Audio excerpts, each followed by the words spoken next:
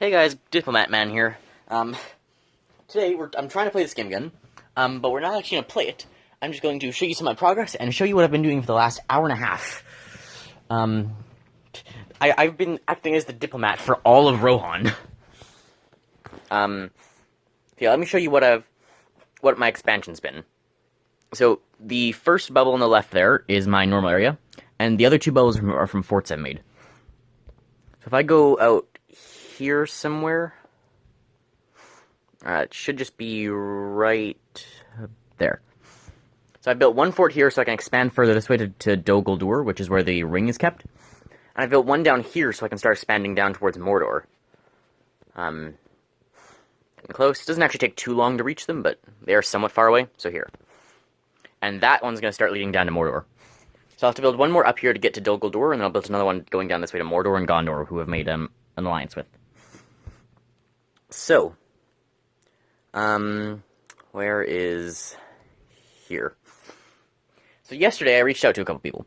I reached out to this guy, Hannibal, who's the leader of Gondor.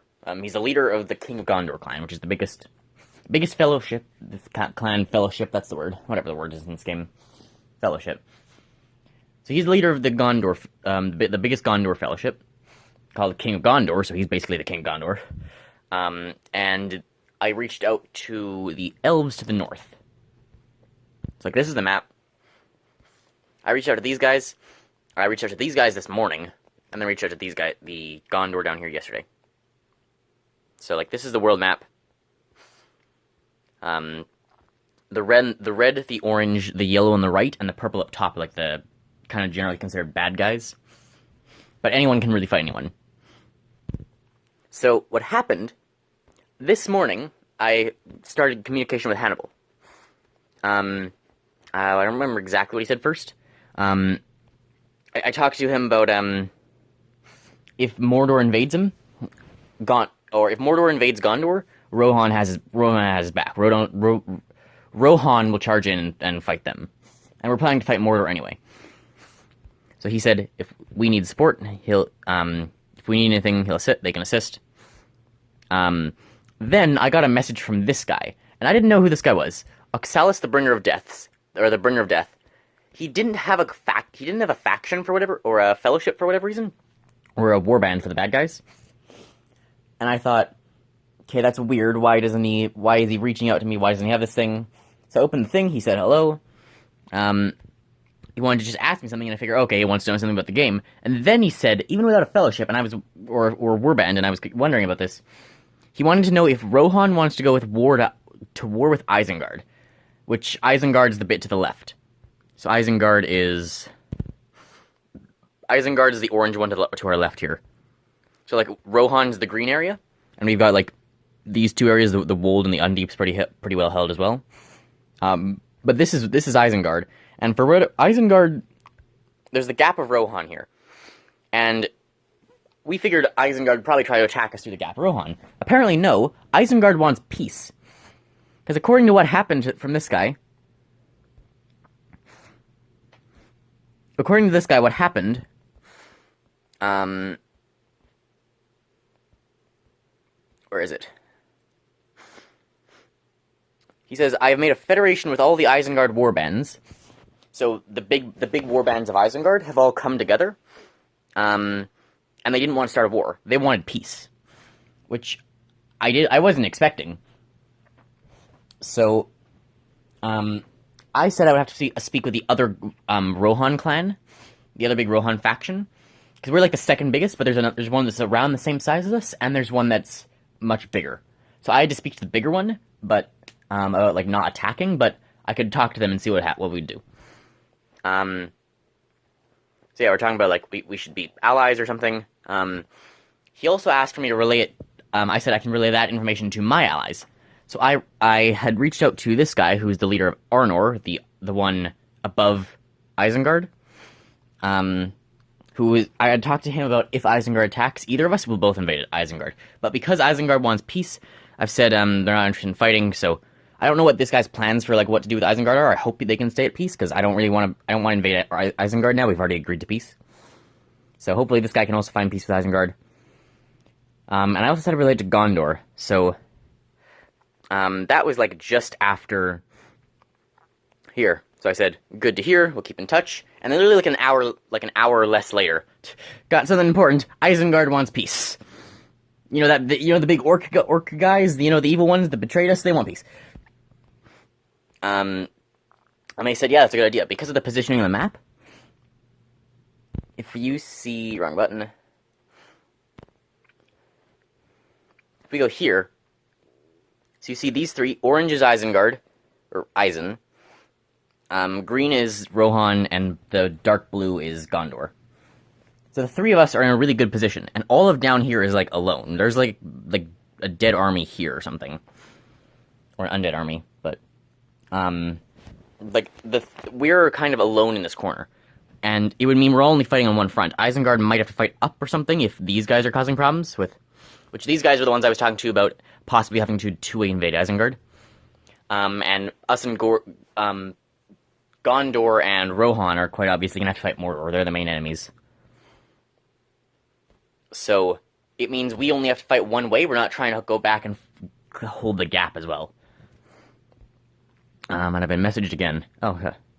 Alright, that works too, haha. If you need help later in the game, let me know. Okay, great. Oh, perfect, there you go. Diplomacy in action. Yeah, so they're fine then too. Yeah, I'll probably tell the Isengard guy that yeah, they won't invade either. These guys are peaceful. So yeah, we all agreed. This guy wanted reassurance that thought it was a good idea. He just wanted reassurance that they won't attack them, and he said apparently they had like also voted on something. My fellowship have agreed to help Rohan in its battles we voted. So they've got like a voting system going, which is much better than what Rohan has going, because I'll reveal that part, what happened later. So we talked to them. I was like mediating between the two of them, and we agreed that yeah, unless we know there might be stray warbands or stray groups that might try attacking each other, but we're gonna try ignore those or like just fight those ones. If small rogue ones are causing problems, we can kill the rogue ones, and that's fine. And like the Isengard even said like if a rogue Isengard group attacks, they'll deal with it and repay us, whoever they attack. So we're gonna try and ignore like possible rogue groups because we know that's possible. We can't like we can't forcibly hold the faction together. So yeah, we've actually been quite interesting because there wasn't like apparently I don't think there wasn't actually that much diplomatic conversation before I started it. Because I thought some of them would have already been talked. When I reached out to this guy, the leader of Gondor, I figured like someone from the bigger Rohan clan would have already been talked to him, but apparently no. I'm not sure if no one's talked to him or if it just wasn't anyone from Rohan. But surprisingly, there's been little diplomatic communication between these groups. So now we finally have some groups going. I've talked with the 3 different groups now. So the 3 of us have agreed that we're all fine. Then, next job for me, talk to the larger Rohan Fellowship, because that's the one we really need, like, to have control over, because, like, I'm only the diplomat, I'm not the leader of the biggest faction, or fellowship. So we needed to know the other fellowship wasn't going to do something stupid. So the guy I talked to yesterday didn't respond, and the leader was very inactive, like, AFK it seemed. So I talked to this guy. Try to reach out to someone else, see if I can find someone. So I say, hello, I'm the representative from largest Rohan faction. We need to establish communication. If there's someone better to speak to, let me know. He said, so this is like the 4th highest guy in the server. So like each server is its own world. This is the 4th highest guy in this world. Hello, I'm playing on my own. Our brotherhood, although numerous, is divided. Oh shit, this is bad. Because this tells me that basically Rohan has no, like, my clan's a little bit, like, they don't really have leadership. So my clan's a little but like, for example, the Isengard clan, the Isengard group, they've all formed into like one union, and Gondor is voting on their policies. We have no group, which is very bad. So I've been trying to take a bit of leadership, and I don't know what's gonna happen. Maybe at some point I'll make like my own clan, and we'll try and get some sort of voting working system together. But, yeah, at the moment, we're just kind of stuck divided, and I'm not sure what to do. So I said, Okay, that makes this a little trickier while immediately realizing we're screwed. So he's actually leaving. He's going south, more now down near Gondor, because he doesn't, like, trust Rohan. So I'm trying to find, like, consensus in Rohan. Good luck, contact me if you need anything.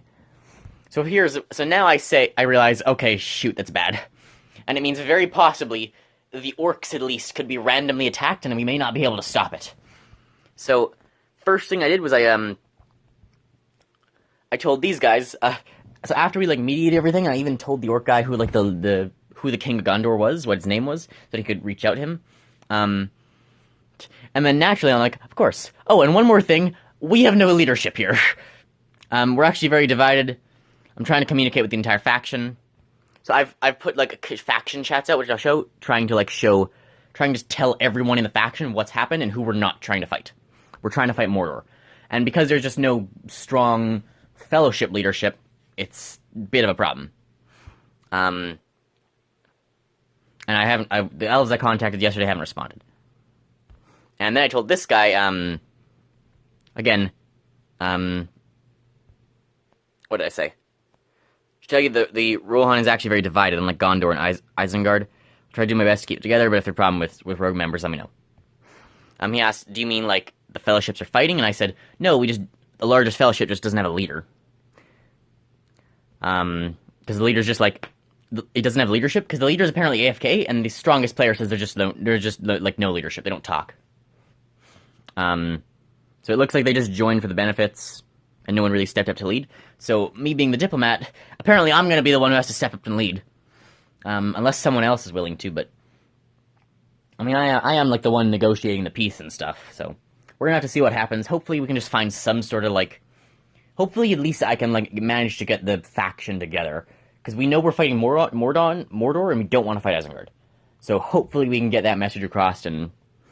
I don't know, if we'll have to, like, create our own faction or something, or, sorry, if we have to create our own fellowship, or if we have to, like, when someone competent gets control of the bigger fellowship. But we'll have to see what happens. But we don't have that many big players as well. We only have, like, the one major player, and I'm literally, like, the 8th biggest. There's only 7 people higher than me. And I'm not even that high. I'm, like, around 200th on the leaderboard, and there's only 8 people higher than me. So, like, of the 9 factions, of the 9 factions, in the top 200 players, only 8 are Rohan. So, it's actually not that bad if Rohan's a little bit rogue. But, so that's the thing. So, that's what happened there. So I typed in the faction chat, because I've been doing the diplomatic stuff for an hour now, and I want to make sure everyone knows what's happening, and if there's questions or anything, I can answer it. So I said, okay, acting as the diplomat, I've successfully made peace and given us a device to target. Isengard war bands formed a union, so this is like the Isengard thing that's happening, and they want peace, so no attacking them, and Gondor agreed we'll help each other in fighting Mordor. So we're working with Gondor, fighting Mordor, and no fighting our Isengard, we're at peace with them. And yeah, that's about it. But I've legitimately sat here for an hour and a half, or I've been pacing here for an hour and a half typing, and, like, doing diplomatic stuff, trying to, like, who's the enemy, who's not the enemy, let's make peace here, okay, now the orcs want peace for whatever reason. So it's been a little bit hectic. About an hour and a half later, we have our, everything's happened. I've not actually, like, played much of the game.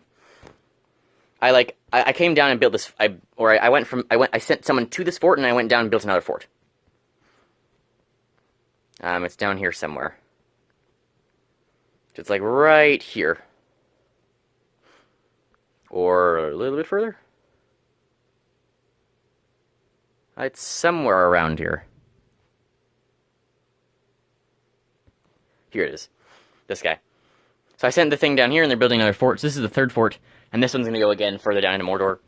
Or this one's gonna, like, reach, this one's gonna, like, reach significantly into, Emin Muli here. And then the next one's gonna be able to reach the Dead Marshes, which are where the main Dead Marshes are where the fighting happens. Until we're, like, ready to try and charge the gates or something. There's a black gate here, and there's, like, a tower there, and minus Murgle here. So these are the only 2 ways in. So until we're, like, ready to charge a black gate or something, most of the fighting happens in the Dead Marshes. So I'm preparing to go down there, um, and I just hope I can get the faction to actually listen to what I've done, because if we just don't have decisive leadership, and that's the main problem. I am really liking this game, though. I think I will keep playing. Similar to, like, Subterfuge, it's a lot about diplomacy. Of course, it's harder now because you're trying to, like, wrangle together. I can't, like, actually, like... I can't actually force players to listen to the other things, so we have to deal with, like, rogue members and who knows what else. But I think the plan is hopefully try and get a working fellowship. Try and get a fellowship that has, like, active players and decisive leadership. So that we can, like, get something proper going together. And hopefully until then, like, the faction-wide messages are enough to tell people what's going on. There's my gatherings coming back now. And I've also switched to just only using certain troops. I'm only summoning and using the stronger ones now. So I'll go like army, or I guess I've already conscripted them all. But the only ones I'm doing now are marksmen, rangers there, and outriders until I get stronger guys.